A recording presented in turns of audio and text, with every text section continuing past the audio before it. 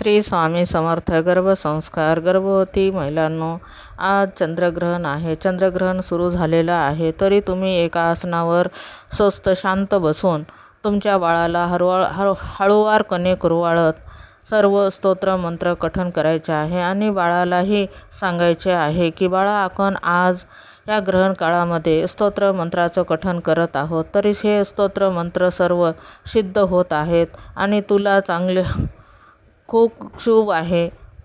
आयुष्य, आरोग्य आणि बुद्धी सुदृढ हे सर्व काही तुला प्राप्त होत आहे या मंत्र स्तोत्राद्वारे. तरी जास्तीत जास्त मंत्र स्तोत्र कथन करून आपल्या बाळाला सुदृढ बनवावे, बुद्धिमान बनवावे आणि ईश्वरचरणी ही प्रार्थना करावी की माझ्या बाळाला ह्या सर्व स्तोत्र मंत्राचा लाभ मिळावा.